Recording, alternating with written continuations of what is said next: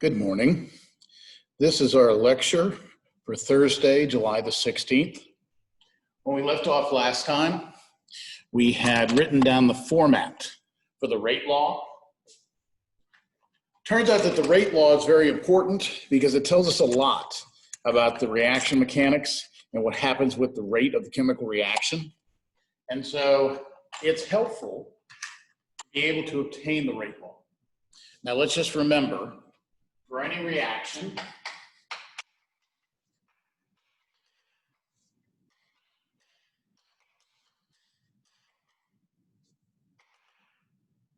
where we have reactants being converted into products, we can write a rate expression for any reactant or any product, and we'll practice that again today. But the rate law is only written for the reactants. And so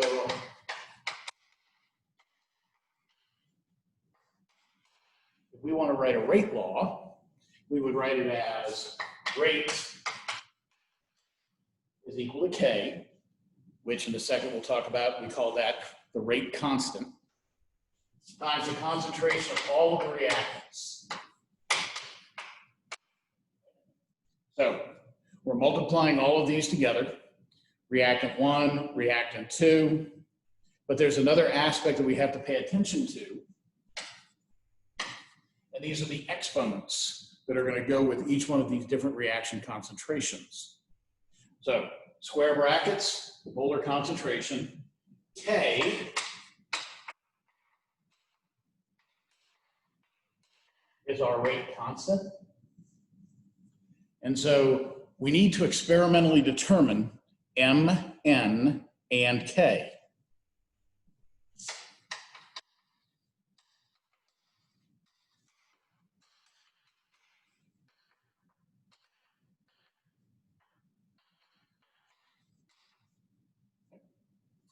And we're going to do this by using something called the method of initial rates.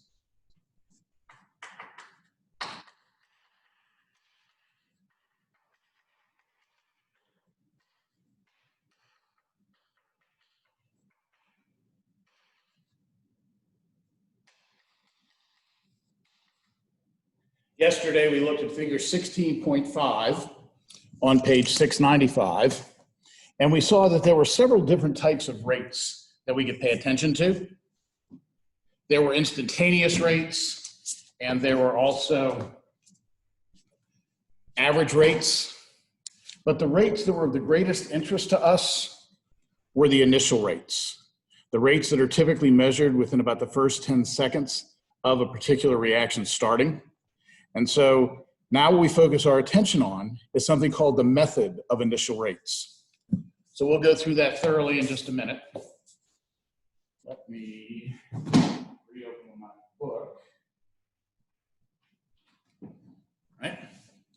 And for our first example today, we're going to go ahead and access the handout that is table 14.1. It shows a chemical reaction between fluorine in green and a chemical called chlorodioxide.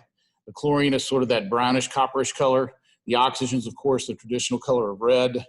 And so in this chemical reaction, we see the conversion of reactants to products. Their fluorine is split and added to each one of these molecules.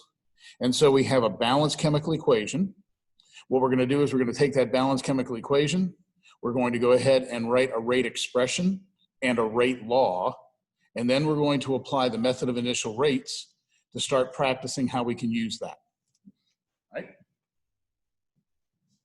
So, one last piece of information before we move on completely.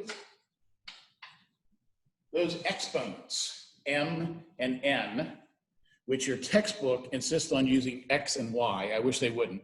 X and Y I think of as algebraic variables. The lab manual insists on using A and B. Also, I don't like that because we typically reserve A and B to represent coefficients. So I've always learned to pull from the middle of the alphabet, M, N, O, P. And so what we have here, these exponents M and N are called the order of the reaction with respect to that reactant.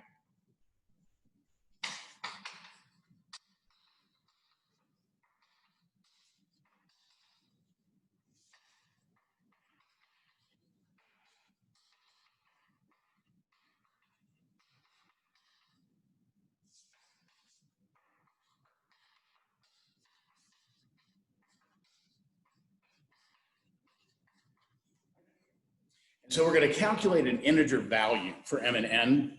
So it'll be 0 or 1 or 2. And then we will say that it is either 0th order or 1st order or 2nd order with respect to WRT, with respect to that particular reactant. So let's go ahead and start working with the example that we have for table 14.1. This reaction involves fluorine reacting with chloro-dioxide. So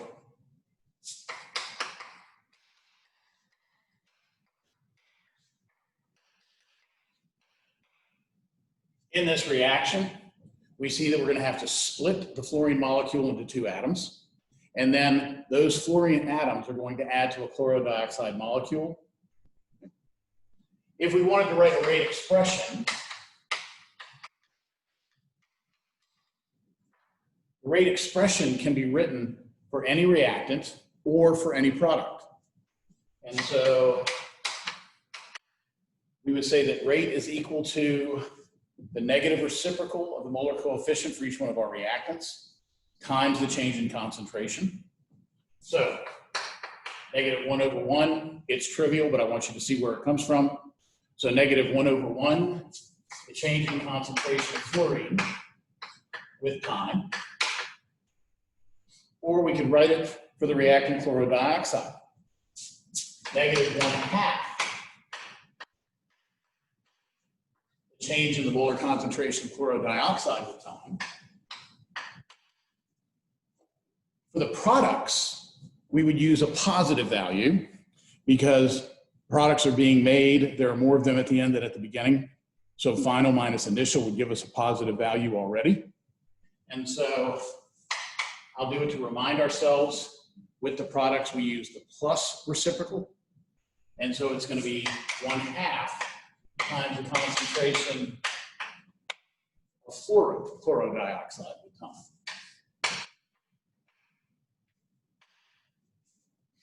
And so we could pick any of these metrics to follow. Usually we follow one where a color changes or there's something obvious that we would note a difference about. And so we pick any one metric and we follow it.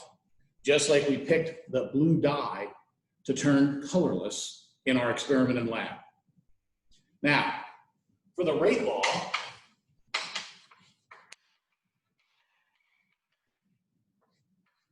we will only include the reactants. And we also have to write the rate law with a very particular format. It has to be written as rate is equal to K, the rate constant, times the concentration of fluorine, times the concentration of chloro-dioxide. And then both of these have to be raised to a power. And so we have to the nth power and to the nth power. And so M and N are going to be the orders of the reactant with respect to either fluorine or chloro-dioxide. K, the rate constant, we'll calculate that at the very end, all right? So I'd like for us to go ahead and look together at table 14.1. And I'd like you to notice that in this table, they give us the starting concentrations of both fluorine and chloro-dioxide, and they have also measured the initial rate for us. Somebody has measured the rate of this reaction within the first 10 minutes of the reaction starting. And so these are the data that we want to work with. Now, we have the initial rate data. The method of initial rates requires that we identify 2 lines of data where the concentration of one of the reactants starts off the same in both cases. But the starting concentrations of the other reactant are different. And so when I look at this table, right off the bat, it's very obvious that line 1 and line 2 have fluorine starting off with the exact same concentration.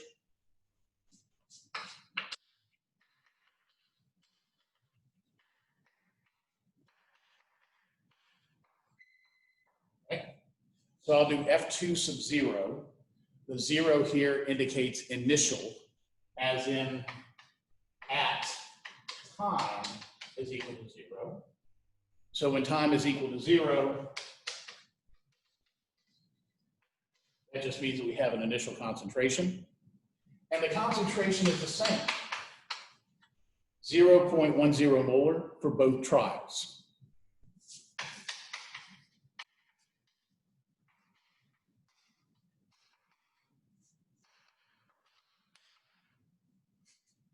The concentration of the other reactant has to start off at a different value each time. And so that's what we see when we look at this table.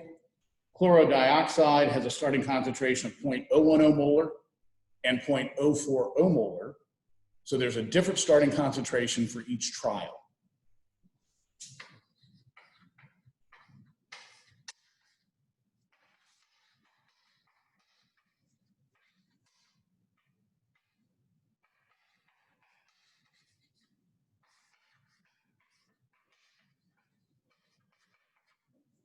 And so this is what we have to identify.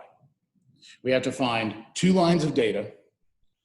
In both lines, the starting concentration of one of the reactants has to start the same in both cases. In both lines, the starting concentration of the other reactant has to start off differently each time. So let me get a picture of these, and then we'll start the comparison.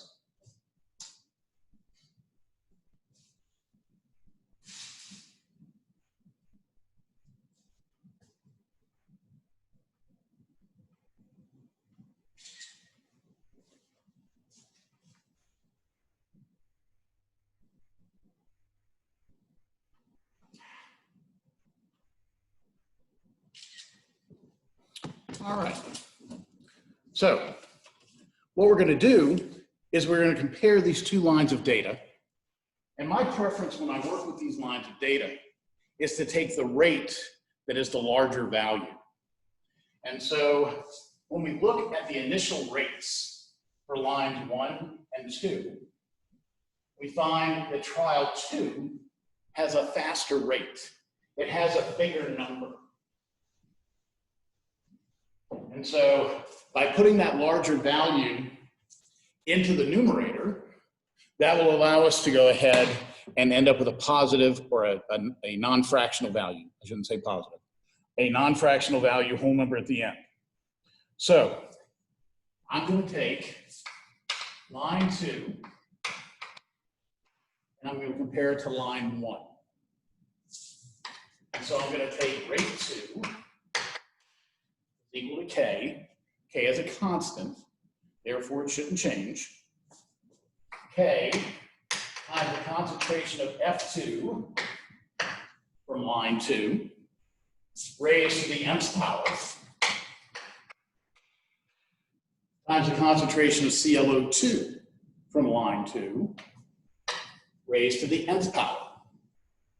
And then I'm going to divide this information for line 1.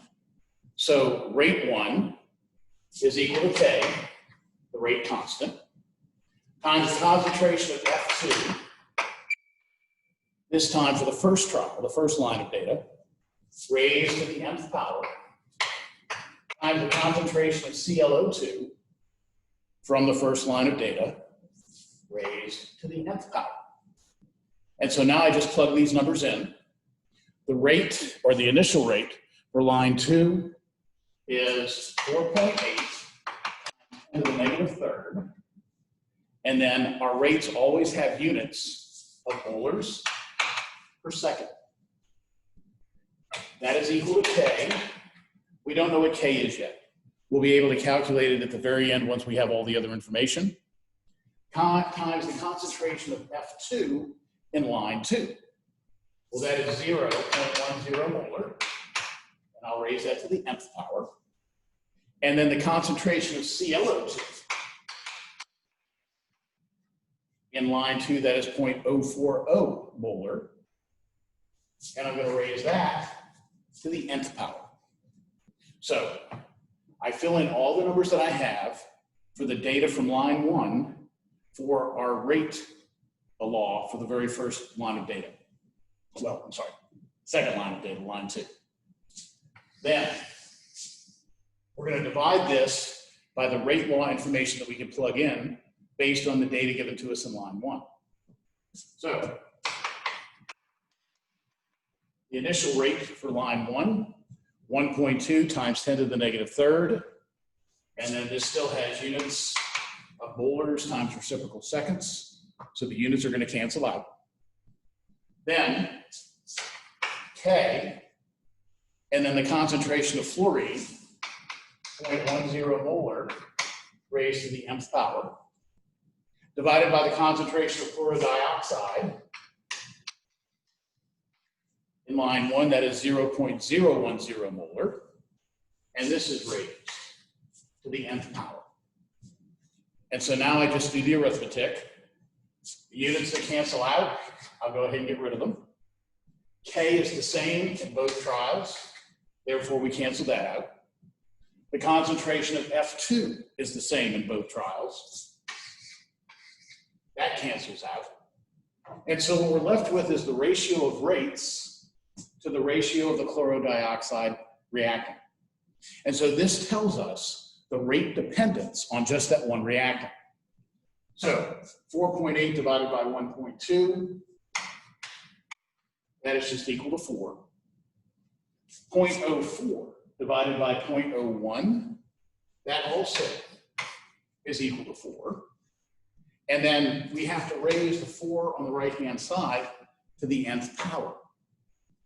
And so now we ask ourselves, what power does n have to be in order for 4 to that power to be equal to 4? And of course, everybody knows this has to be the first power. So n is equal to 1. And so we can now make the statement that the order of this reactant, or I'm sorry, this reaction with respect to the reactant F2 is first order. So n equals 1 tells us that this reaction is first order with respect to the reactant we were studying, sorry about that, chloro-dioxide. So this reaction is first order with respect to ClO2. We had to use empirical data in order to obtain the value for n, the exponent. Now we have n, the order of the reaction, with respect to that exponent.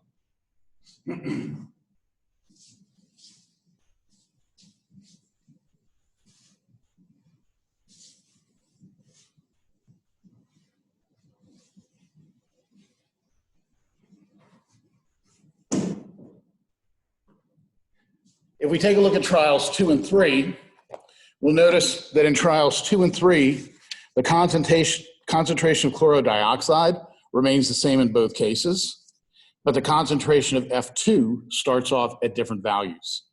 And so now we're going to compare line 3 and line 2 to each other. Line 3 has the larger rate.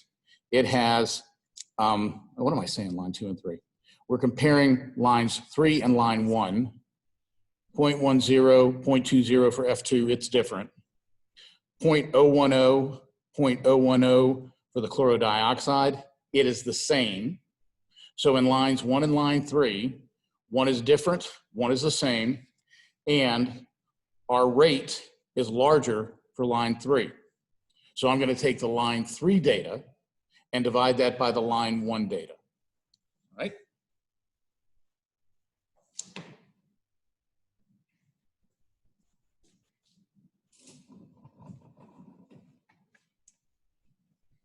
So,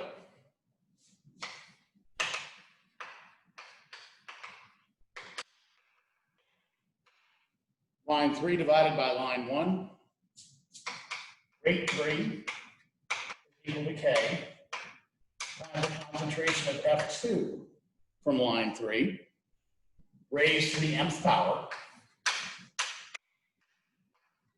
times the concentration of ClO2 from line 3 raised to the nth power. Then I write my rate law for line 1. Rate for the first line of data is equal to K times the concentration of F2 from the first line of data. Raise that to the nth power. concentration of ClO2, also from the first line of data, we raise that to the nth power. And then I just go ahead and plug in the numerical values that are listed. So we have 2.4 times 10 to the negative third molars times reciprocal seconds divided by 1.2 times 10 to the negative third molars times reciprocal seconds. And that's going to be equal to K. And then the concentration of F2 in line 3, 0.20 molar, right to the nth power, times 0.010 molar, raised to the nth power for ClO2, K times 0.10 molar, raised to the nth power, times 0.010 molar, raised to the nth power. And so again, our units for our rates cancel out. K cancels out. And then this time, the data for chloro-dioxide cancels out. And so now we've isolated the effect on the rate by the concentration of F2. And so 2.4 divided by 1.2 is equal to 2. 0.2 divided by 0.1, also 2. And then this is going to be raised to the nth power. So we ask ourselves, what does the exponent m have to be in order for 2 raised to that power to be equal to 2? And the answer is, once again, the exponent is equal to 1. So m is also equal to 1. And so we would say that this reaction is first order with respect to fluorine.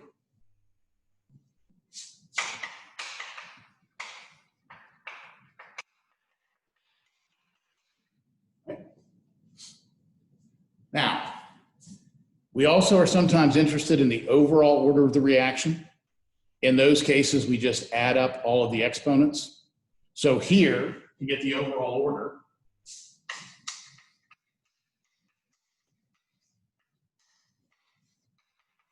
we're going to add together m plus n.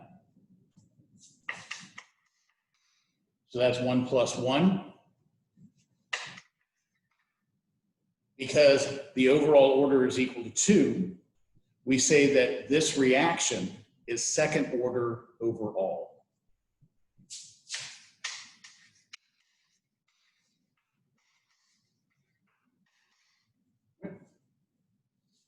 And so that's how we can use the method of initial rates to obtain the exponential values for each one of the different reactants. Now, in a second, we're also going to calculate for K. But before I do that, I want to go back to our balanced chemical equation. And I want us to recognize that although the molar coefficient for fluorine was 1, the molar coefficient for chloro-dioxide was 2. When we calculated the order with respect to fluorine was 1, but the order with respect to ClO2 was also 1. And so although we can use the exponents from these balanced chemical equations in order to write a rate expression, in order to get the rate law, we have to use the method of initial rates. And so it may coincidentally turn out that the molar coefficient is also the order of the reaction, but there is no guarantee of that. Here, the molar coefficient of 2 does not match the order of the reaction with respect to ClO2. And so there's no way to predict that. We have to rely on experimental evidence in order to determine. All right, so let me get a picture of these two panels.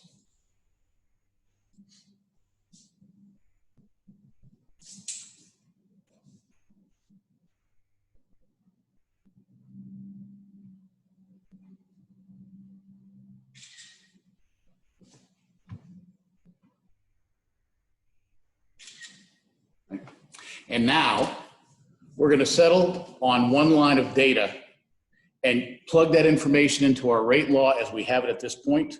to try to calculate K.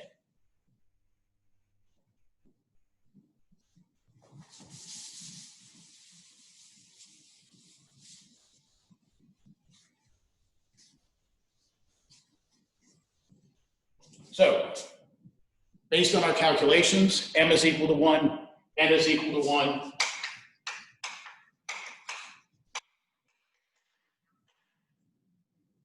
So, we don't typically write the first power, but I'll go ahead and kind of pencil it in there so everybody understands. First order with respect to F2. First order with respect to ClO2.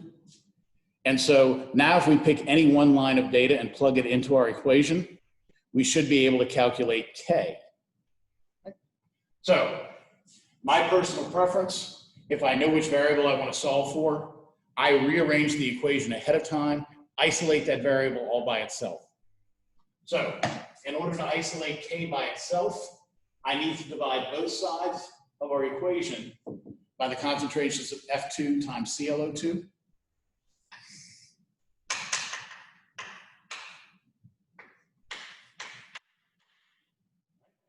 So both raised to the first power, and so they'll cancel out on one side, and we'll be left with rates divided by the concentration of F2 to the first power times the concentration of chloride dioxide to the first power. That's equal to K, our rate constant. And so let's go ahead and use line 2. We have the rate in line 2 is 4.8 times 10 to the negative third.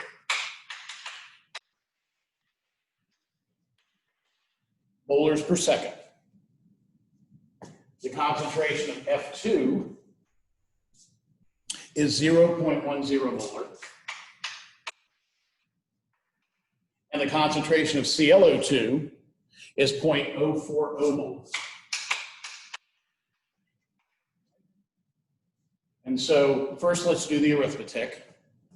If I do 4.8 times 10 to the negative third divided by 0.1 divided by 0.04, my calculator gives me the numerical value 1.2. And so numerically, my value is 1.2. Now, for the units, we have to recognize that molar can cancel out with one of the molars as well. And so that'll leave us with units of reciprocal seconds per molar.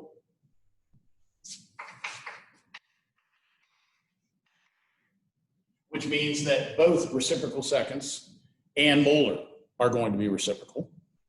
And so it is customary to write the molar first. So 1.2 reciprocal molars, reciprocal seconds.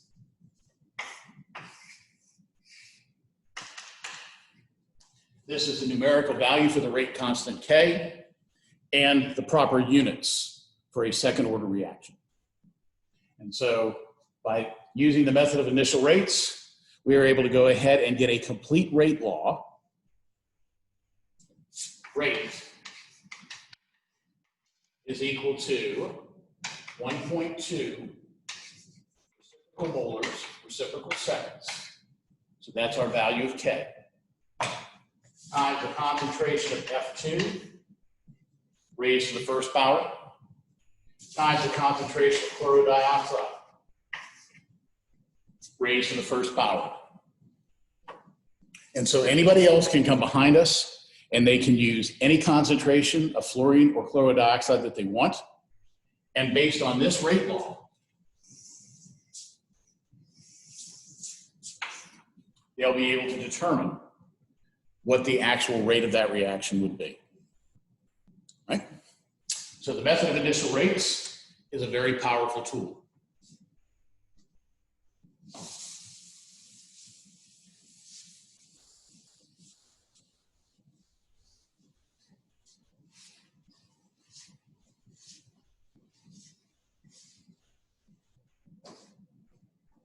All right. So now we're going to do the exact same process for the other handout, table 14.3. Table 14.3 is the reaction of nitrogen monoxide with hydrogen gas. And so the colors that we learned back in chapter 1 still being used here: red for oxygen, blue for nitrogen, gray for hydrogens. And so we have a balanced chemical equation. We're going to write first a rate expression and then a rate law. And then we'll apply the method of initial rates to determine the orders of this reaction with respect to each reactant, as well as the value for K. Right?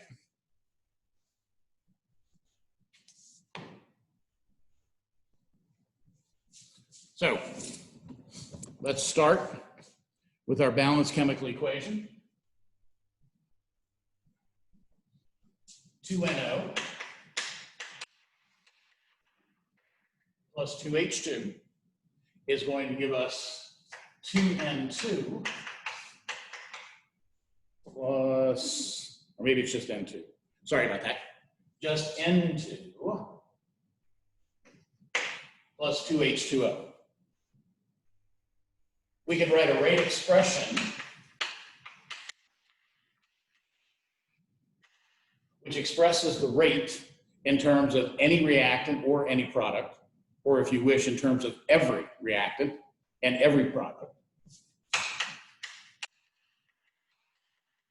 And so, starting with our reactants, -1/2, negative because it's a reactant and it's disappearing, 1/2 because it's the reciprocal of whatever the molar coefficient is.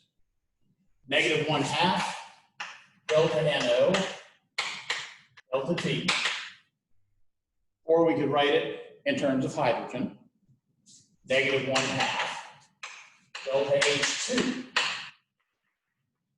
divided by delta T, or in terms of the products, delta N2 divided by delta T, or finally, 1/2 the change in concentration of H2O with delta T. And so the rate expression can be written for any reactant, for any product. For the rate law, we only write it in terms of the reactants, and it always has the same format. Rate is equal to K, the rate constant, times the concentration of every single reactant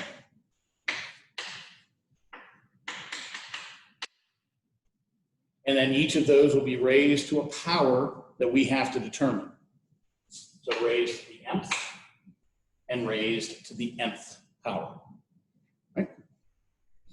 And so this time, instead of just giving us lines of data, they actually go ahead and tell us experiment 1, experiment 2, experiment 3. And what we notice is for experiment 2 and 3, the concentration of NO is exactly the same for both, but the starting concentration of H2 is different. So we can do a comparison of line 2 to line 3. When I look at the initial rates, the rate from line 3 is greater than the rate from line 2. And so therefore we are going to compare the data from experiment 3 to the data for experiment 2.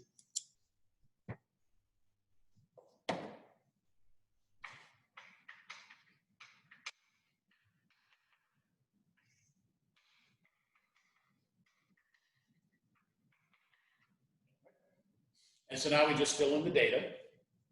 Rate 3 is equal to K, the concentration of NO from experiment 3, raised to the nth power, times the concentration of H2 from experiment 3, raised to the nth power.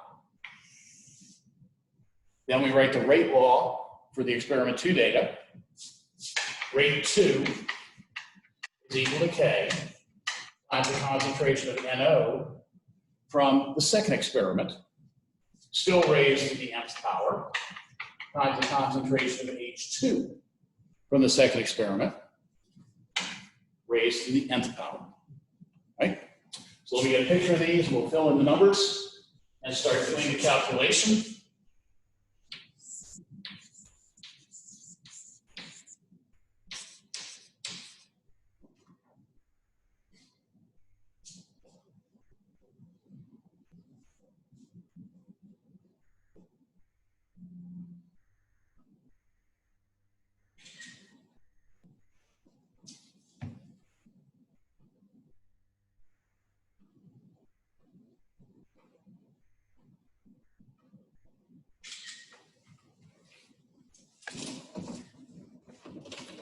All right.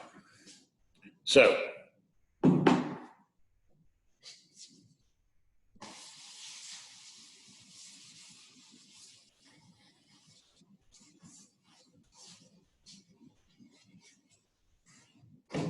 rate 3 is equal to 10.0 times 10 to the negative fifth.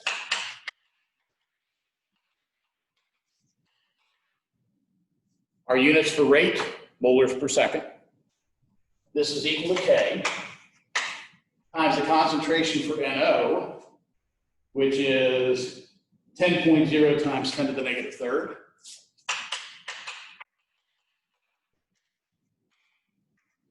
Times the concentration of H2, which is 4.0 times 10 to the negative third.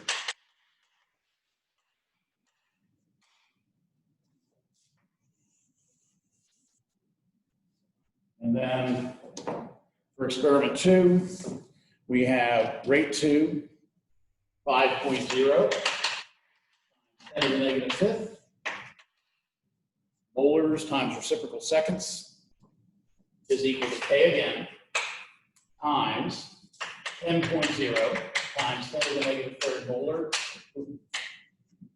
Sorry about that. Both of those should be raised to the nth power. And then for hydrogen, 2.0 times 10 to the negative third. Both of those should be raised to the nth power. And so now we cancel out. K is the same for both. Our rate units cancel out with each other. And then the starting concentration of NO is the same for both trials. Therefore, those cancel out. And we're left with a comparison of just the rates relative to the starting concentrations of H2. And so we get 2, which is 10 divided by 5. And then that is equal to 4 divided by 2, also 2, raised to the nth power. And so n is equal to 1. We say that this reaction is first order with respect to hydrogen.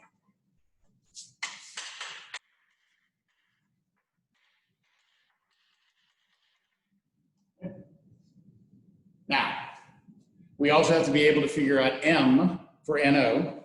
And so when I look at trials 1 and 2, I see that, or experiments 1 and 2, I see that experiment 2 has a faster rate, a larger number, than does experiment 1.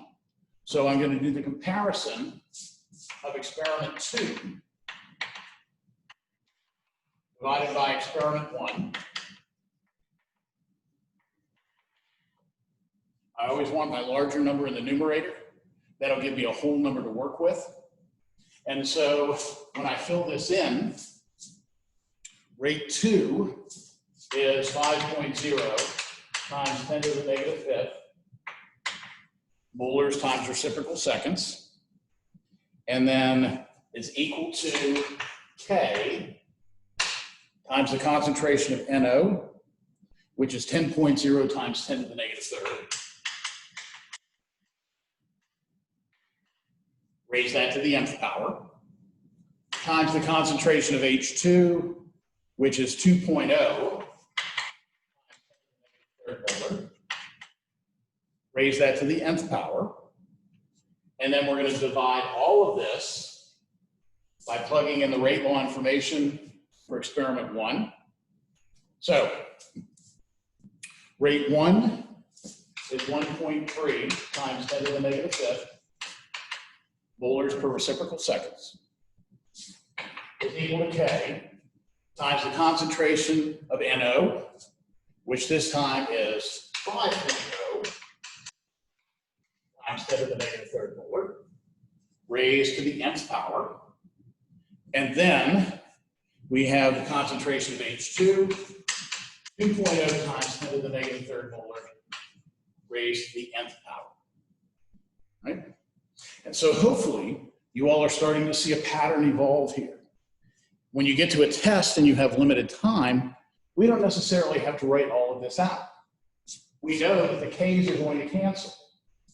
We know that the units for the rates are going to cancel. we know that the concentration of at least one of the reactants is going to cancel. So I wanted to do it completely every single time for practice. But hopefully you were seeing that we don't necessarily need to write down everything that we're writing down, because we know that one of the concentrations is going to cancel. We know that the Ks are going to cancel, and we know that the units for the rate are going to cancel with each other. So in the future, we might not necessarily write those down, especially if we were in a hurry on a test. Now, 5 divided by 1.3 is equal to 3.846153.846. And then that is going to be equal to 10 divided by 5. That'll be equal to 2 to the nth power. Now, the question we have to ask ourselves, is this 3.846 close enough to 4 that we can just go ahead and say that 4 is equal to 2 to the nth power? Well, the answer to that question is we don't know for sure until we do a different type of analysis. And so in the data that you collected on Monday for the first kinetics experiment, you went ahead and calculated average rates. And then once we had those average rates, you compared the average rates to each other. After you had the comparison of the average rates, then you took the base 10 logarithm of those values. Now, we could use either base 10 logarithms, or we could use the natural logarithm that is based on E. It doesn't matter which one, but you'll find here in the kinetics experiment section that your authors have a tendency to want to use the natural log. So I sometimes call that ln, Ln, rather than log, L-O-G. And so what we're going to do is we are going to apply the natural log to this relationship, right? Now, the arithmetic is very straightforward. If it's been a while since you did it in algebra, just watch and see how nicely everything fits back into place. It's like riding a bicycle. You'll be right back on 2 wheels before you know it.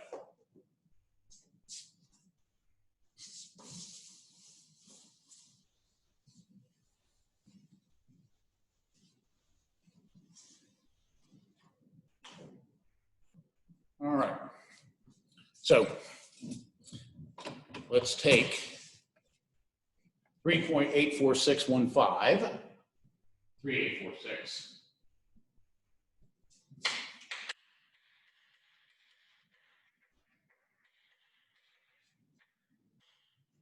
And that's equal to 2 to the nth power. I can take the natural logarithm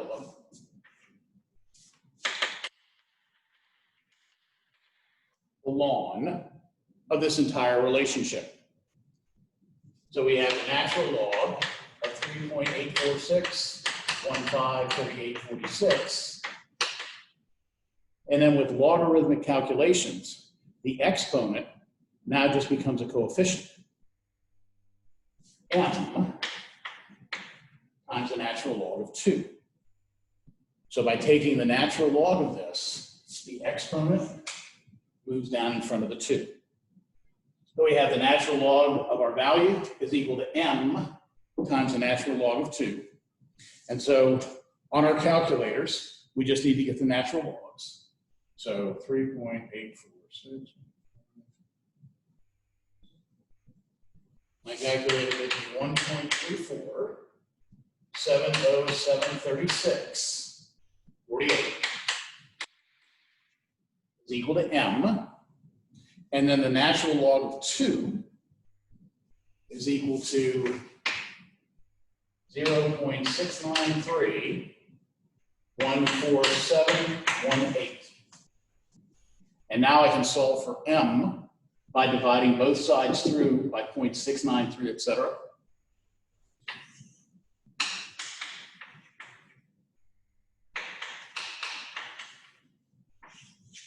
So that number cancels out. We have that m is equal to 1.347073648 divided by 0.693. 14718. And so when I do that arithmetic,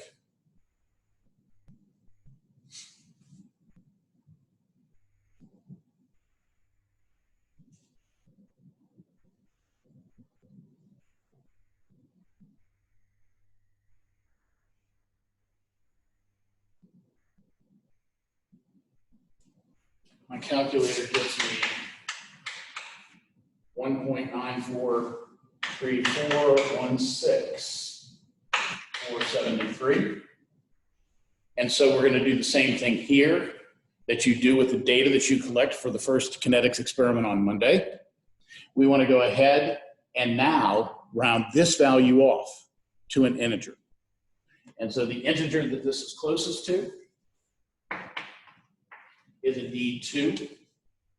And so the value for M is equal to 2, which means that this reaction is second order with respect to NO.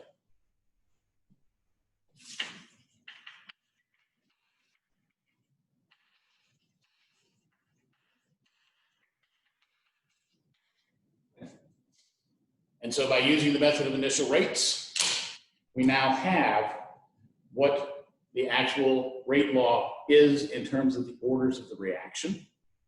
Next, we want to solve for K.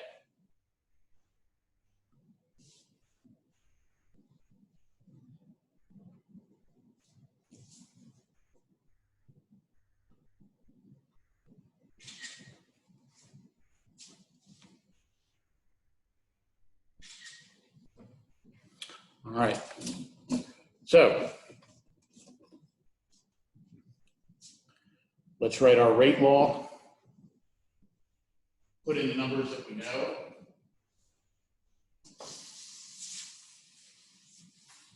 And then calculate for K.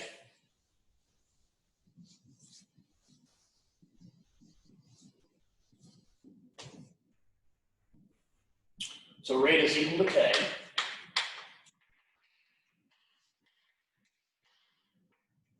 Times the concentration of NO squared, is second order with respect to NO,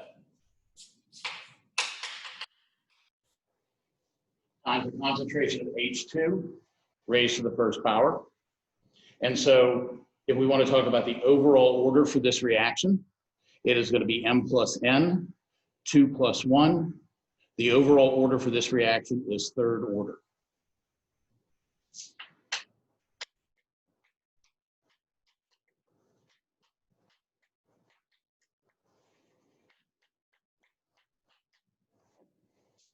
Now, the data that they've given us here in example 14.3 is more like real data, kind of like what you collected in lab. And so in lab, what you had to do was you had to calculate an average over several different experimental trials. We're going to do the same thing here. We're going to calculate the value for K for each of the 3 trials, and then we'll take the average, right? So let's recognize that K would be equal to the rate divided by the concentration of NO squared times the concentration of H2 raised to the first power. And so let's fill in the numbers for each of the 3 experiments. We have 1.3 times 10 to the negative 4.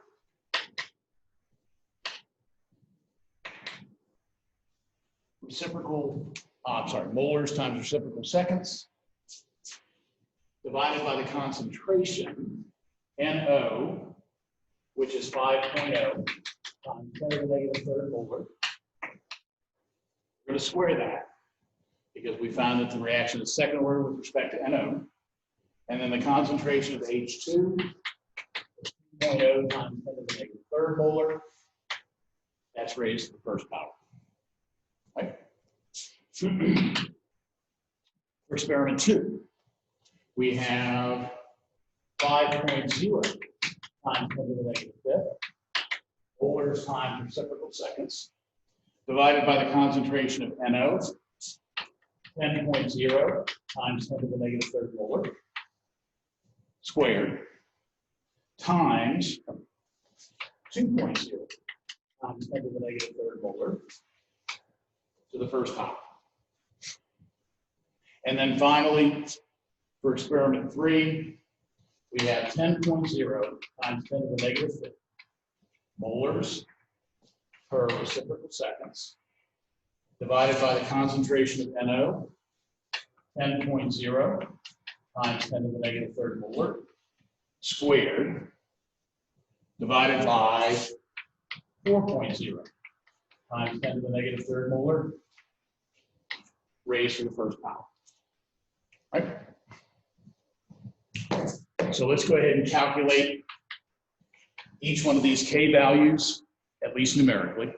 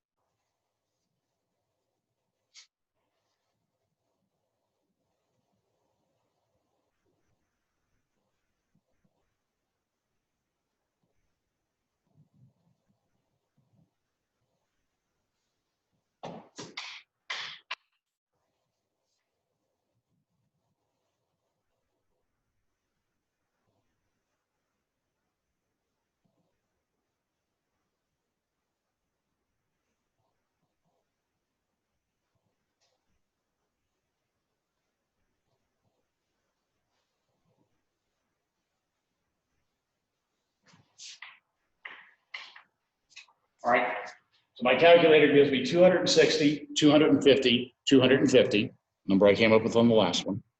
And now I'll do the units off to the left. We have molars times reciprocal seconds. And then we have molars squared.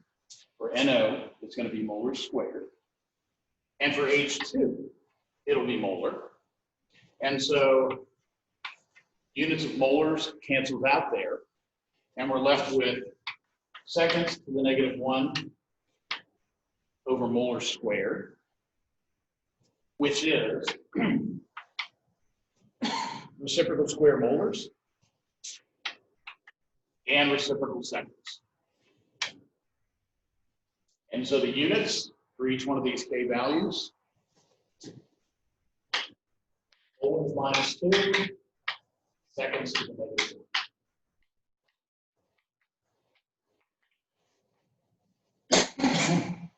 Excuse me.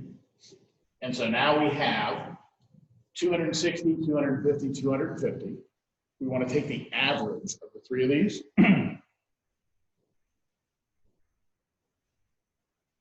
So that's 760 divided by 3. And so I'll write this on the other board.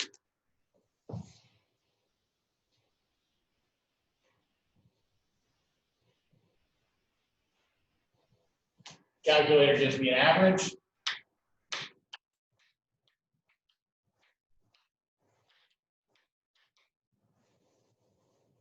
So 253.3 reciprocal square molars, reciprocal seconds. And then I'd like for us to recognize in each one of these calculations, we have to restrict our answer to only 2 sig figs. So 260, 250, 250, the zeros are not significant. When we take the average, we can only report 2 significant figures. And so K is equal to 250 reciprocal square molars, reciprocal seconds to 2 sig figs. Right? And now with that, we can write a rate law. Rate is equal to K. 250 reciprocal seconds times the concentration of NO. That value has to be squared times the concentration of H2. That is raised to the 1st power.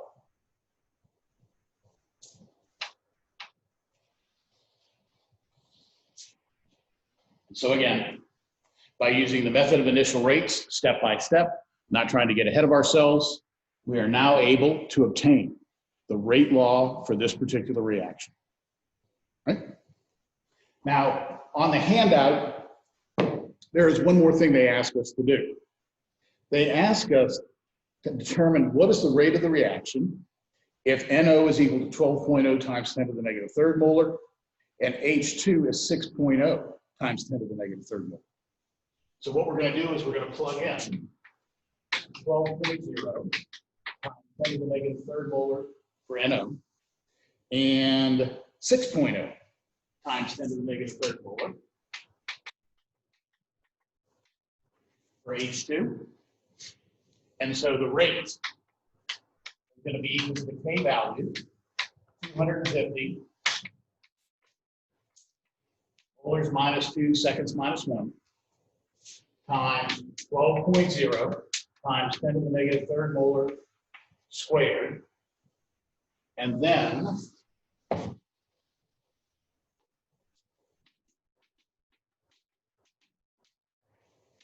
six point zero times 10 to the negative third molar, just raised to the first power. And so when I do this calculation,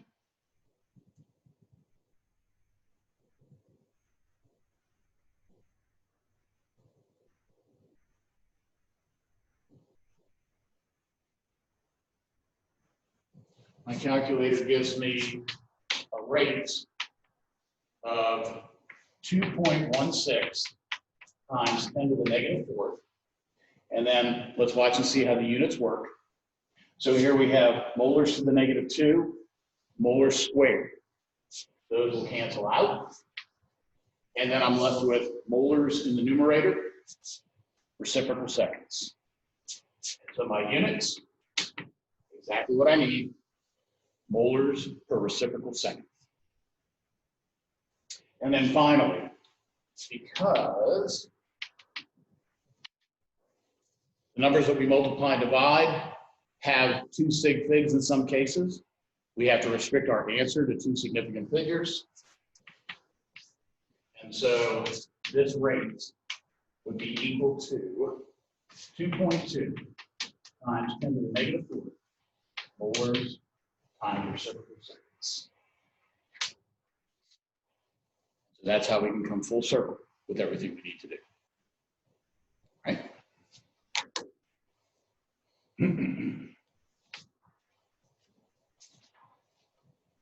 All right.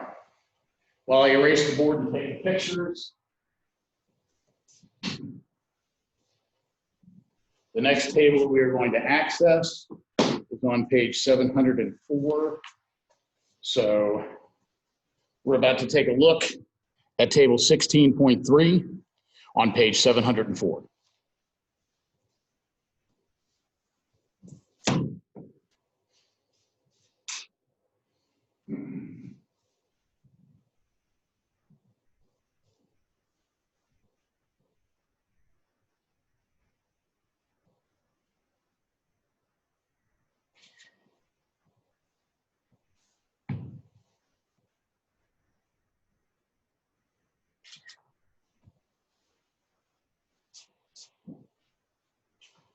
So what we see by taking a look at table 16.3 on page 704 is that the units for K vary depending on the order of the reaction. So let's see how that works.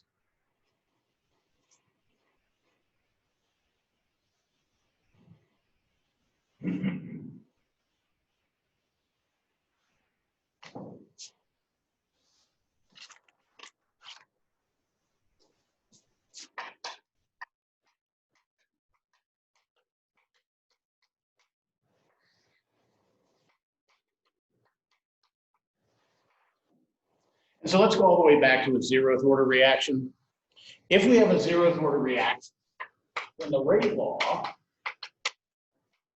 is written as K, the rate constant, times the concentration of the reactant raised to the 0th power. That's what we mean when we say that the reaction is 0th order. 0th order with respect to that reactant. Anything raised to the 0th power is just 1. And so we end up with rate is equal to K. And since the units of rate are molars times reciprocal seconds, the units for K for a 0th order reaction, molars times reciprocal seconds.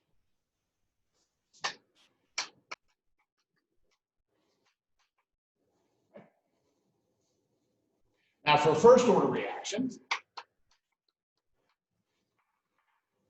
we have rate is equal to K, and then times the concentration of our reaction, raised to the first power understood. Well, anything raised to the first power is itself. And so here, I have K would be equal to rate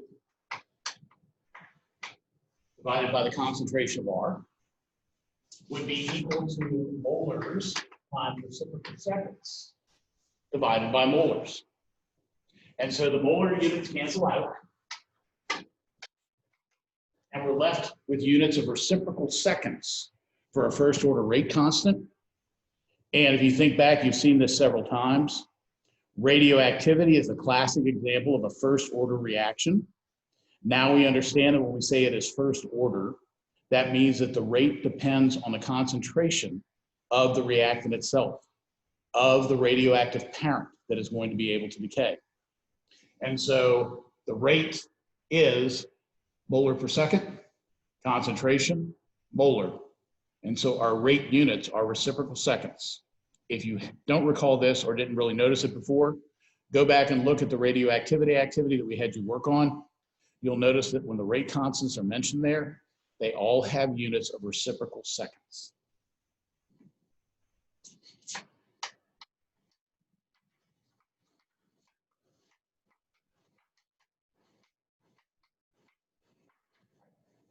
So, second order, we can have a situation where the rate is equal to K times the concentration squared, or we can have a rate is equal to K times the concentration of one reactant and the concentration of the second reactant, both of them first order. In either event, we are still going to end up with the same units on our value for K. K would be equal to rate divided by the concentration squared. So this would be equal to molars per second divided by square molars. Molar cancels out, gets rid of the square. Now we have reciprocal seconds over molar to the first power, which is molar minus 1 seconds minus 1. And then finally, for a third order reaction, we have rate is equal to K times R cubed, or the example that we just did for NO and hydrogen, second order with respect to one reactant, first order with respect to the other, third order overall, we still end up with molars cubed in the denominator. And so K is equal to rate divided by concentration cubed, molars times reciprocal seconds divided by molars cubed. Molar cancels out. That leaves us now with molars squared in the denominator.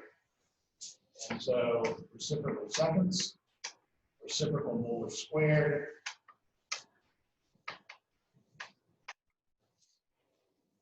And so if we look and we watch the progression, in each case, we just change the position of molarity.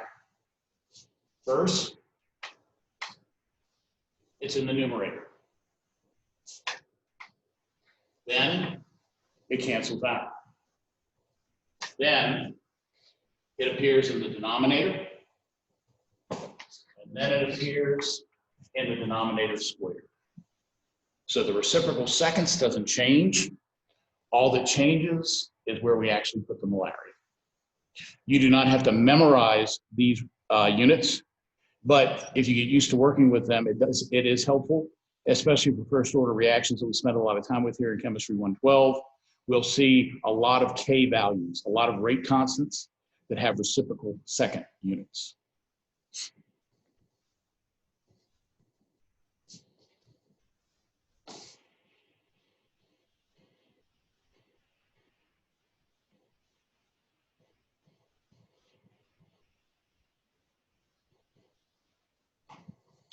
All right.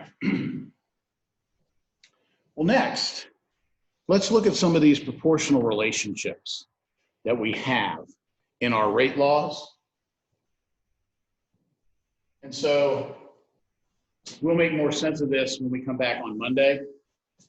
But rate is typically proportional to the concentration of the reactant. And so in order to take this proportionality and turn it into an equivalence, just like we did with the freezing point depression and boiling point elevation equations, just like we did with the gas laws, we are going to introduce a scaling constant. The scaling constant that we introduce here is K, the rate constant. Okay. Now, let's be a little less strict. The power of the reactant is all, or the order of the reactant is also going to come into play. And so let's go ahead and take a look, for example, at a zeroth order reaction.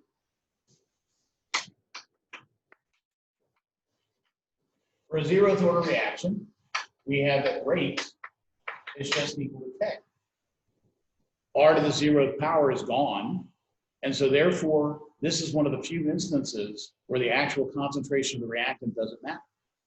So we can double R, we can triple R, but that's not going to have any effect on the rate because R does not appear in the zeroth order equation.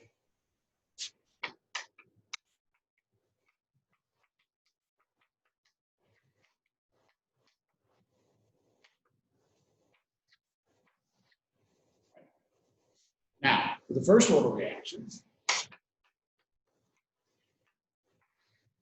we have rate is equal to K times the reactant raised to the first power. So here, if we double the concentration, then we're going to double the rate.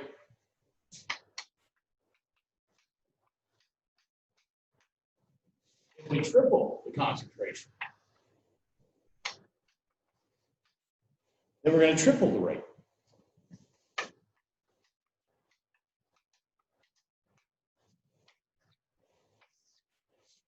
And so zeroth order reactions, there's no effect on the rate if we change the concentration of the reactant. But for a first order reaction, if we double the amount of reactant, we double the rate. Triple the amount of reactant, we triple the rate.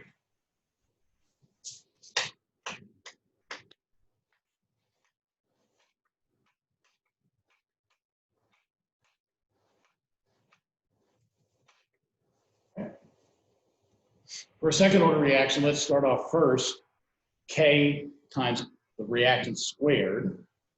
Here, if we double the reactant, then it's going to be 2 squared. That means that we quadruple the rate.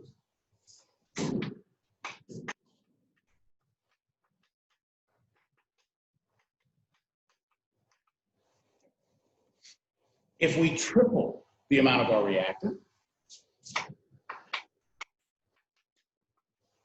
well, now it's going to be 3 squared. And so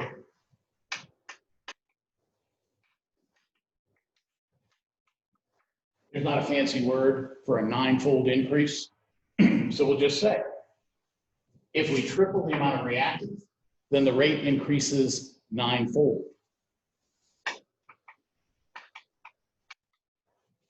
It'll go 9 times as fast, right?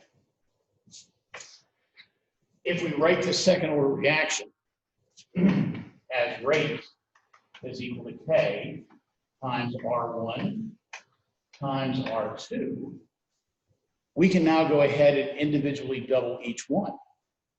So if I double R1 but I leave R2 alone,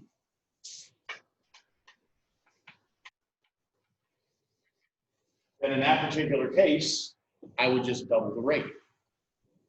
I could do the same thing if I were to double R2, but leave R1 alone. I could double the rate. So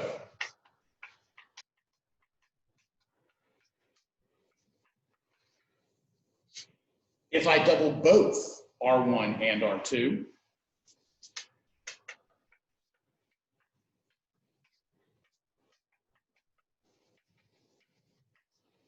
now I have a double-double. And a double-double quadruples the rate.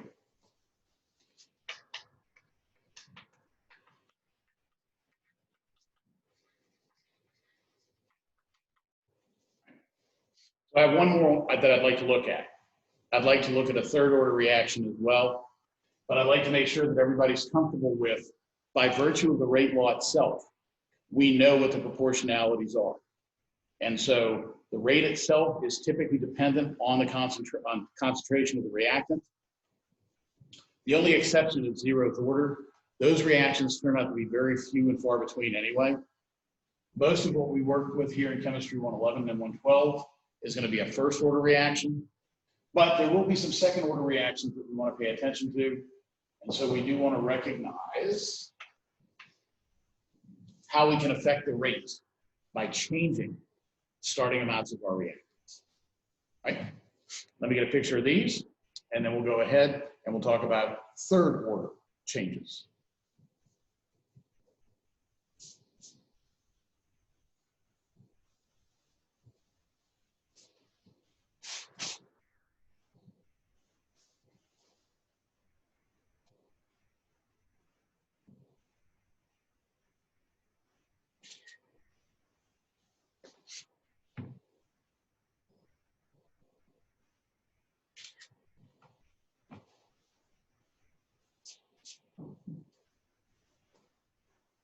All right. So, third order reactions.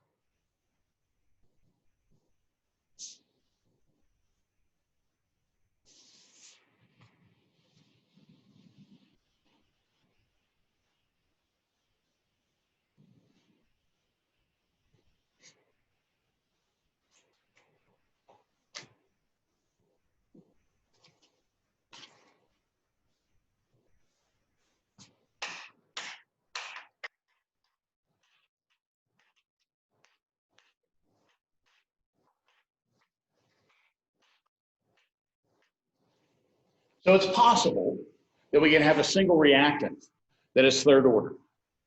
If we do this, then doubling R means that we would take 2 cubed. And so 2 cubed is the 8th. And so we would see an 8-fold increase in the reaction rate.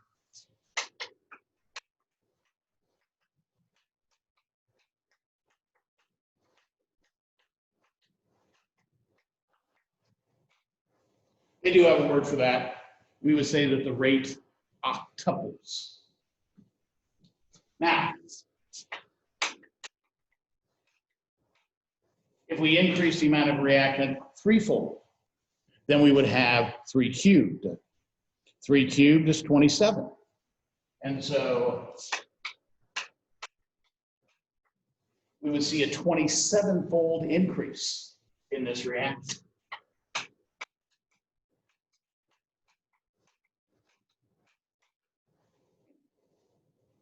But typically, third order reactions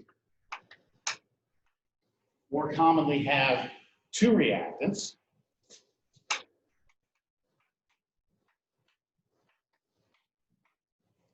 One second order, the other first order. And so again, we could double or triple each one of these individually. So 2 times R1, R2 constant, leave it alone. And so here we would have 2 squared. So by doubling R1, we would quadruple the rate.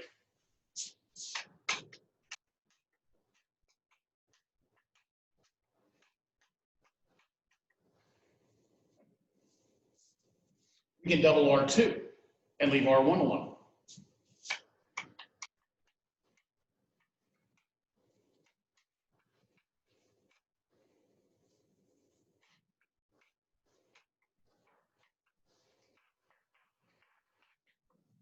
If we do that, we would be doubling to the first order. So therefore, doubling R2, leaving R1 alone, would just double the rate.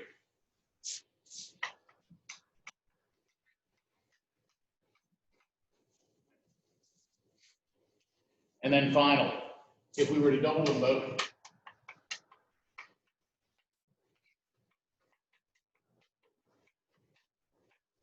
so we double the concentration of both R1 and R2, we would take 2 squared for R1 and 2 to the first power for R2.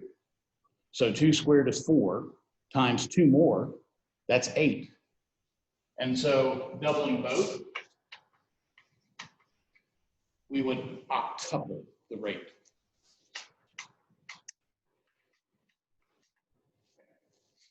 So hopefully this helps for you all to go ahead and recognize the proportional relationships that exist in these different rate laws. That's why it's important for us to be able to find out what the rate law is. The method of initial rate allows us to go ahead and calculate the orders of the reaction. And then once we have the orders of the reaction, we can go ahead and calculate for a value of K. So everything fits very neatly into place, and we want to make sure everybody's comfortable with it. All right.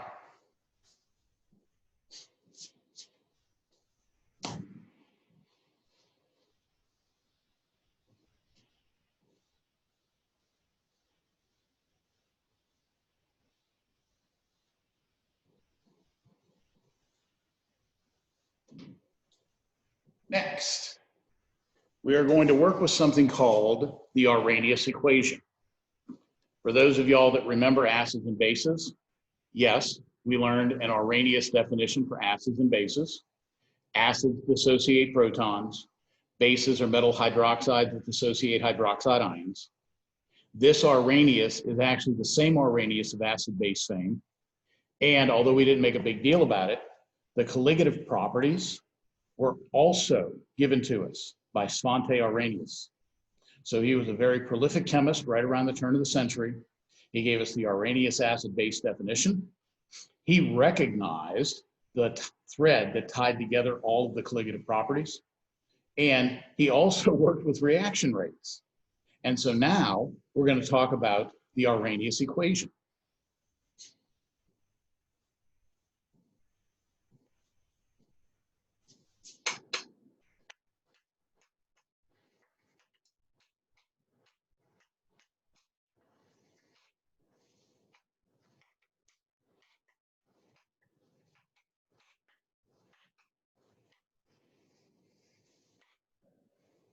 So the Arrhenius equation is K, the rate constant, is equal to A, we call that the Arrhenius constant, times E, the natural log, to the negative E sub A over RT.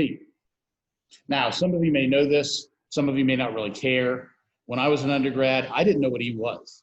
I went all through high school. We actually used logarithm tables to calculate logarithmic values with interpolation. But I had no idea what the numerical value for E actually was. So for those of y'all that are interested, E is equal to 2.71. So when we talk about logarithms, log, base 10 logarithms, when we talk about natural logarithms, ln, the numerical value for E turns out to be 2.71. There's a few more decimal places, but this is close enough for what we need. Now, in this relationship, if we were to go ahead and plot K, so on the y-axis, K, and then on the x-axis, we were to plot, well, actually we're plotting negative reciprocal temperature. And so negative reciprocal temperature, when raised to the nth power, it turns out that temperature and the rate constant are directly proportional to each other. And so we can see this by the plot that we get. So K is directly proportional to temperature. If we increase temperature, then we increase the value of K. Now, when I was first introduced to this concept, I was confused. Wait a second, we call K the rate constant. Well, it turns out that K, the rate constant, is only constant if we don't change the temperature. Changing the temperature does change the numerical value for K. And so as we plot, and actually I'm sorry, that's E to the negative 1 over T. As we make this plot, we find that as we increase the temperature left to right, we also see an increase in the value of K. This is a parabolic relationship, and parabolic equations involve weird coefficients that have to be squared, sometimes cubed. And so they're not always the most convenient to work with, especially since we don't need calculus. Well, it would be nice to have calculus, but we don't require calculus for Chemistry 112. And so what we do for the most part here in Chemistry 112 is we linearize these relationships. And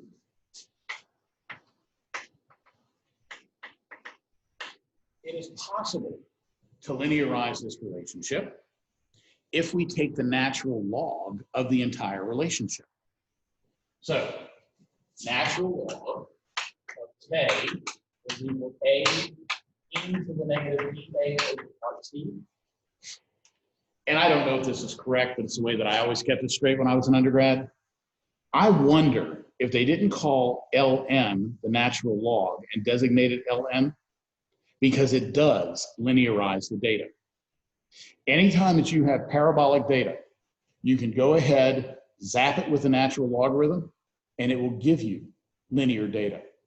So we can linearize this relationship by taking the natural log of the Arrhenius equation. And this is what you all did in lab yesterday. We have the natural log of K is equal to minus E sub A over RT plus the natural log of A, the Arrhenius constant. Okay? Now here in Chemistry 112, we actually don't worry very much about the value for A. I really don't like the way that your textbook tries to wave their hands and explain what's going on.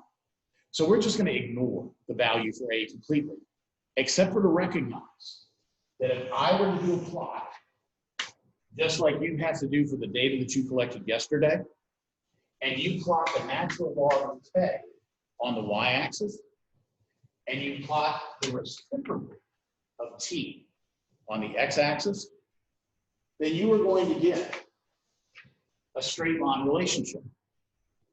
Taking the natural logarithm of this equation gives us linear data that we can work with. And the nice thing about this is, once we've done this linearization, M, the slope of this line, is equal to negative E sub A divided by R. And so you collected data yesterday for the rate of the reaction at different temperatures. We went ahead and recognized that the rate itself is directly proportional to K, the rate constant. And so although you didn't measure the rate constant, you did measure the rate. And so you measured a quantity that was proportional to the rate constant. You took the natural log of each one of those values. And then after you plotted the natural log of the K for the different reciprocal temperatures, you should have gotten approximately a straight line. If you do this plot with LogRPro, then we can force a straight line plot, and we'll also be able to get the slope of the line itself. So these are the things we ask you to do. The final aspect of this is the y-intercept. Where this line crosses the y-axis, this is what we call the natural log of A. So the numerical value can be obtained, but the physical reality of what we're talking about when we talk about the natural log of the Arrhenius constant, it's kind of fuzzy. And we don't need it. All we want to be able to do here is determine a value for E sub A. And the way that we do this is by collecting data taking the natural log of the rates, taking the reciprocals of the temperatures, plotting the natural log versus the reciprocal temperature, and now we get a line. The slope of that line is equal to negative E sub A divided by R. Right? And so now we need to figure out, what is this E sub A?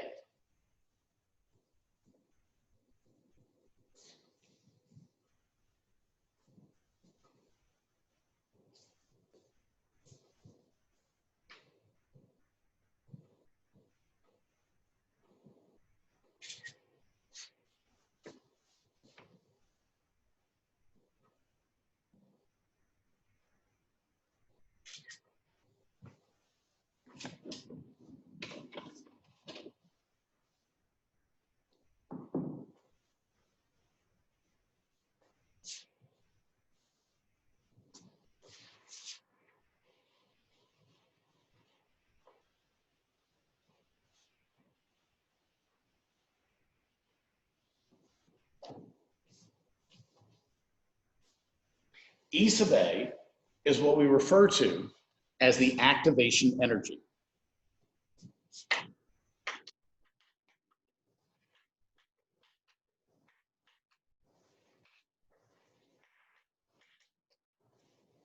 By definition, the activation energy is the minimum energy necessary to initiate the reaction.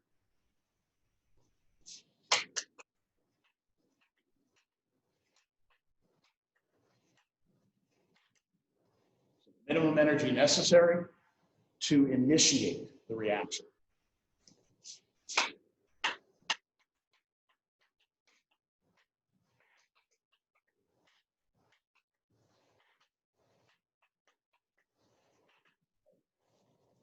And so what this basically means is every chemical reaction has a barrier to that reaction actually occurring.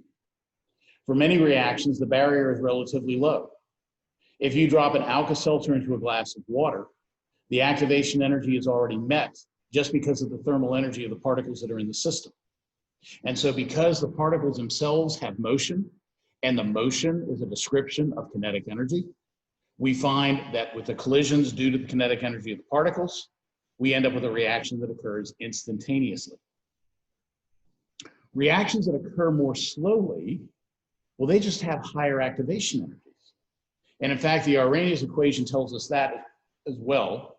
So let me just for one moment roll back over here and take a look at our Arrhenius equation as written. A is equal to E to the negative E sub A. That exponential negative E sub A means that the activation energy is inversely proportional to the rate of the reaction. So exponential reciprocal T tells us that K is proportional to temperature. Exponential negative E sub A means that K is proportional to the inverse of activation energy. So I'll write this on the other board panel.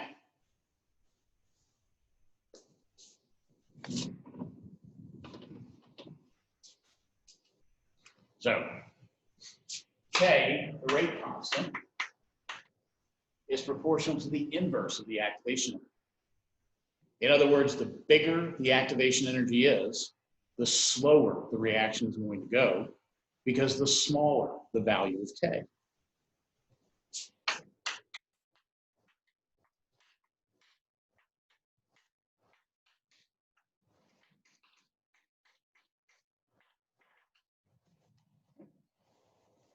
On the other hand, if we increase the activation energy, like we see for dropping Alka-Seltzer into water, very low activation energy, well, then that is going to increase the rate. And those reactions will go very quickly.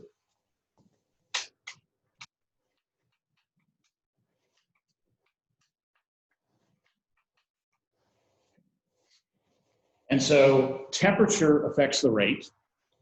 Temperature and rate are directly proportional to each other. Increase the temperature, increase the rate. We know this from personal experience. If you want to cook food, you can speed up how quickly the food cooks by increasing the temperature that you apply to it. So at higher temperatures, Things cook more quickly. Of course, you have to be careful that you don't burn them, but we can cook things much more quickly at higher temperatures.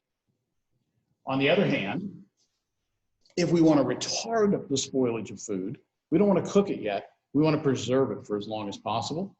We lower the temperature. And by lowering the temperature, that decreases the rate of food spoilage. So temperature and the rate of the reaction are directly proportional to each other. But activation energy, the minimum energy necessary for the reaction to get started, those are inversely proportional to the rate of the reaction. And so a big activation energy means a very slow reaction, and vice versa. A low activation energy, a very fast reaction. And so the activation energy itself should be thought of as a barrier to the completion of successful collisions.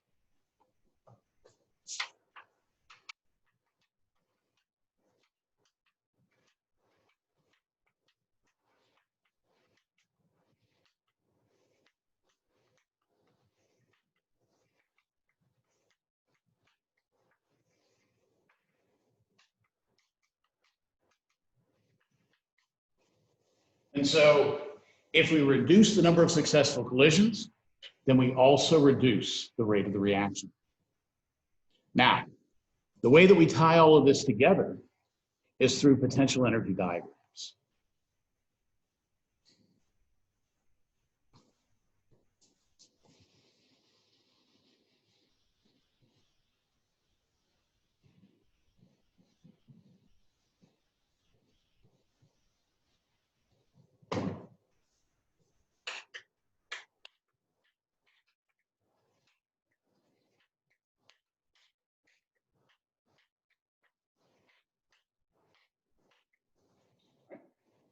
Now, our first introduction to potential energy diagrams was way back in chapter 6. And we're running out of time here, and I want to make the points that I want to make. So I'm going to draw them on the board, but I'll give you references so that you can look at them over the weekend. In chapter 6, our PT diagrams were one-dimensional. In other words, we plotted potential energy on the y-axis, and then we recognized that the reactants and the products had a particular potential energy. The potential energy in chemical products and reactants is the energy that is stored in the chemical bonds. So if we start off with the potential energy of the reactants being less than the potential energy of the products, in order for this reaction to go from reaction to products, we have to put heat into the system. And so this is a classic example of an endothermic process. To go from reactants to products, we have to put heat into the system. And we find that the potential energy of the reactants is less than the potential energy of the products. And so this is how they represented endothermic processes back in chapter 6. Now, if we wanted to talk about an exothermic process, where the energy is given off by the system, then we would find that the energy of the reactants is greater than the energy of the products.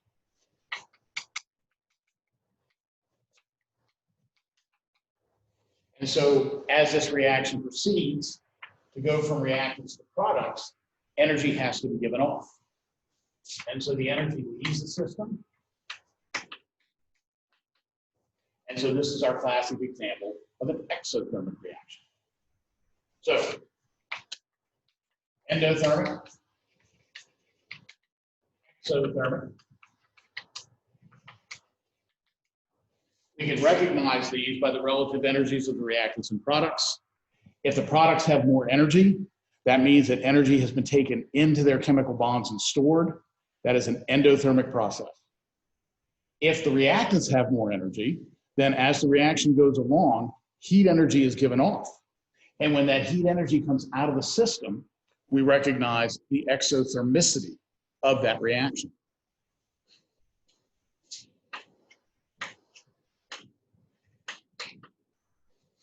In chapter 12, we started to talk about chemical reaction processes, and we introduced a second dimension, time.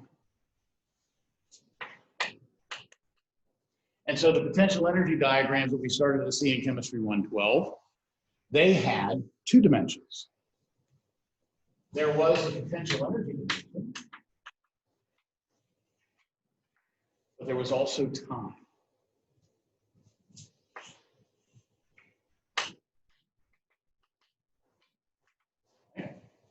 And so we can draw endothermic and exothermic again.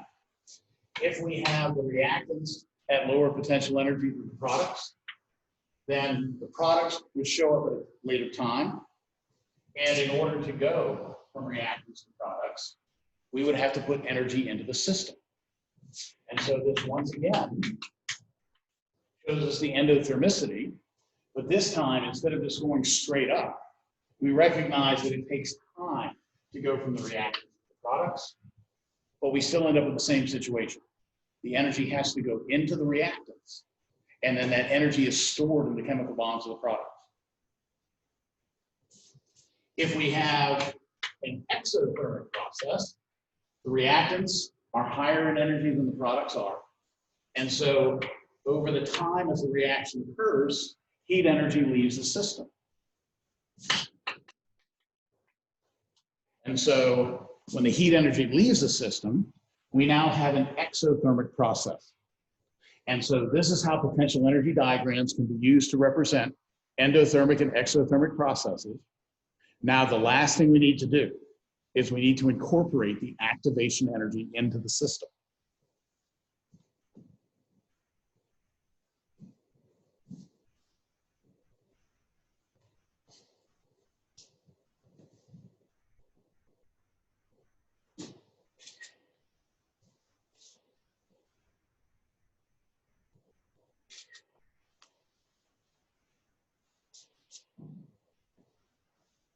So in chapter 16, we're going to recognize that in order for the reaction to occur, there is a hill that has to be scaled, a hill that has to be climbed over. And so the reactants have to have enough energy to at least get to the top of the hill.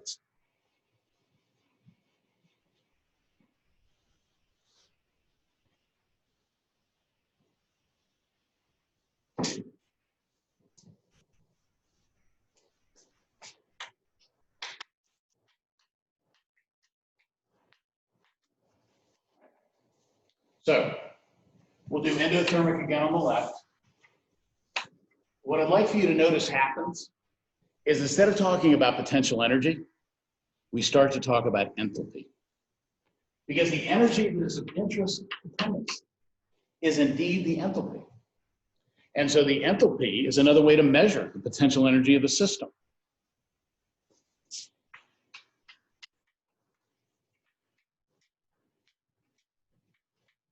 And instead of talking about just elapsed time, we now go ahead and talk about reaction progress.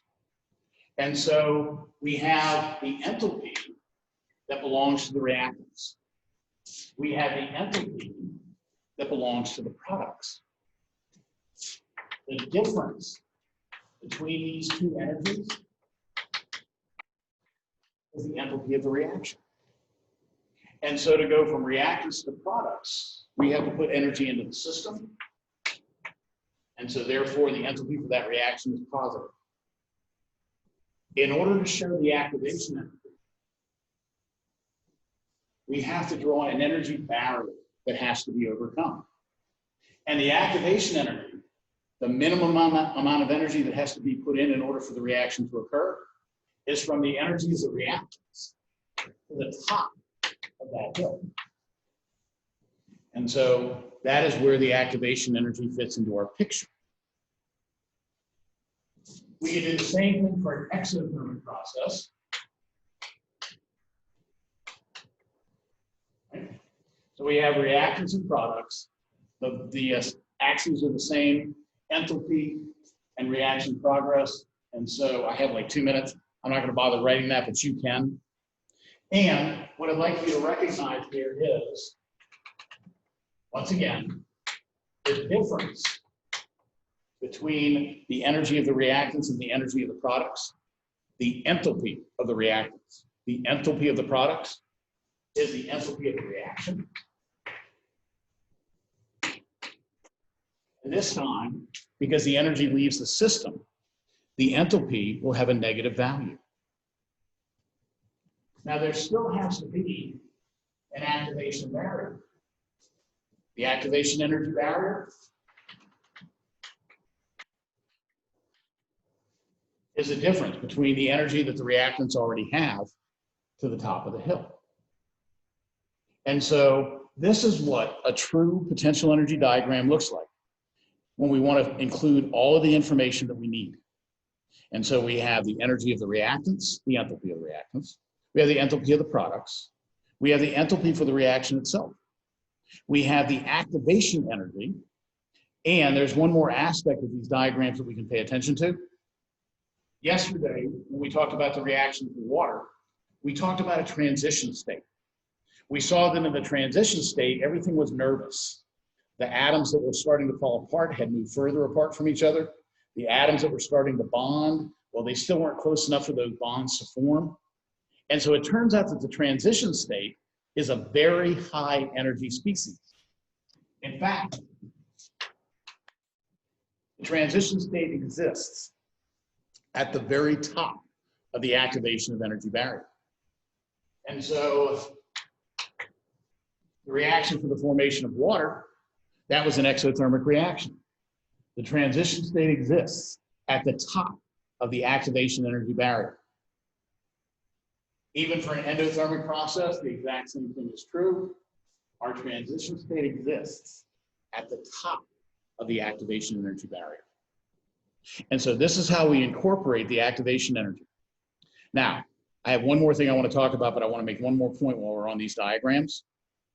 I don't know if you've ever paid attention to it, but the vast majority of chemical reactions that we seem to encounter in Chemistry 111, in fact, the vast majority of chemical reactions that occur in the universe, the vast majority are exothermic.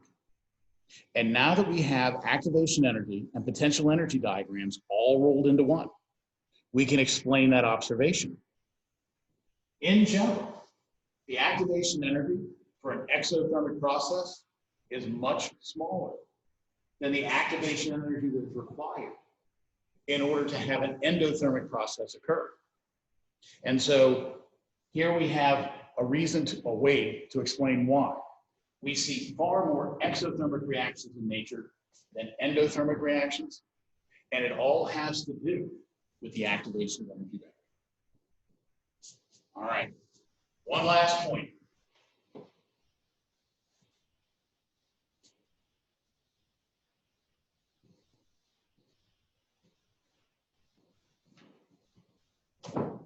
So all of this is nice and fun and interesting, and we're going to really tie it together on Monday morning, July the 20th. But all of this got started because we were talking about our Arrhenius clock.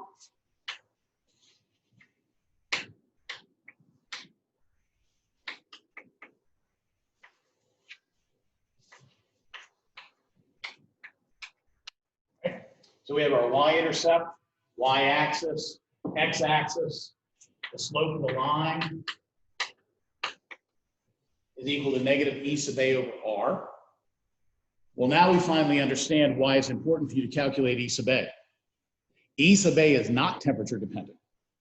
The activation energy for a chemical reaction is set. The way that we make that chemical reaction occur is we find a way to overcome the activation energy barrier.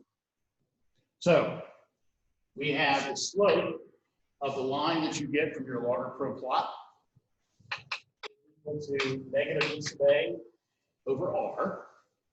This R is the ideal gas law constant.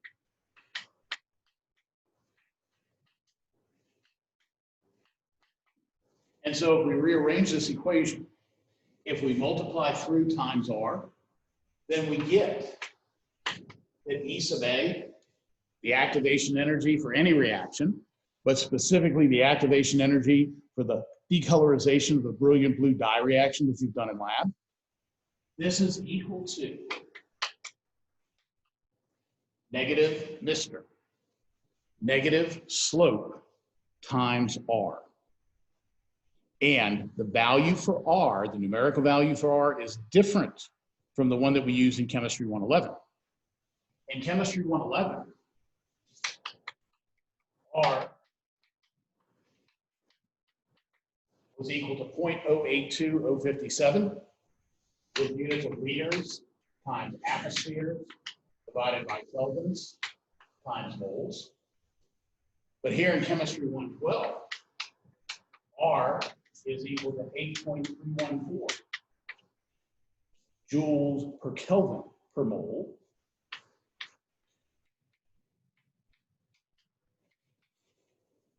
And because activation energies are typically reported as kilojoules rather than joules, if we divide this value by 1,000,